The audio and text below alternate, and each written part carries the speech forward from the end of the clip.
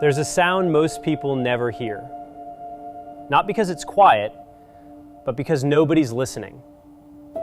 It's the sound of a river waking up, groaning, cracking, shifting tons of ice that just days ago held so still you could have walked across it.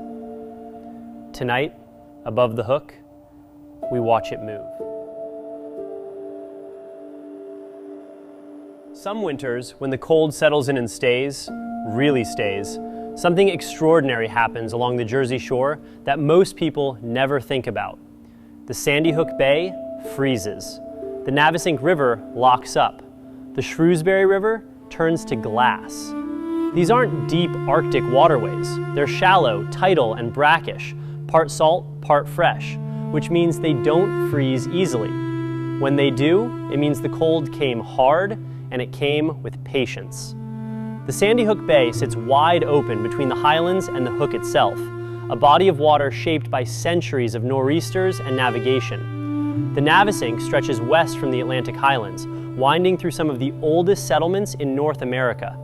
And the Shrewsbury runs parallel, quieter, tighter, threading past docks and bulkheads that have stood in one form or another since before the Revolution. When all three freeze at once, you're looking at something rare, something that ties you to every generation that ever stood on these banks and watched the same thing happen. The Lenape knew these waters long before any European sail broke the horizon. They called the Navesink Navesink, and they understood its rhythms, the freeze, the thaw, the way the river telegraphs the seasons if you're paying attention.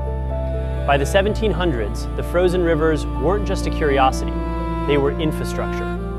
Farmers hauled goods across the ice. During the Revolution, British forces used the frozen bays to stage movements near Sandy Hook, where they held a garrison that controlled access to New York Harbor. And the ice boats?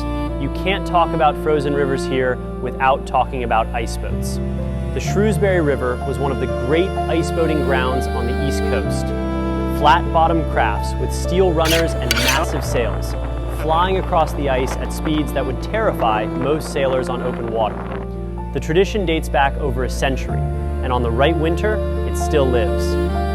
But here's the part nobody romanticizes. A frozen river is beautiful, until it moves.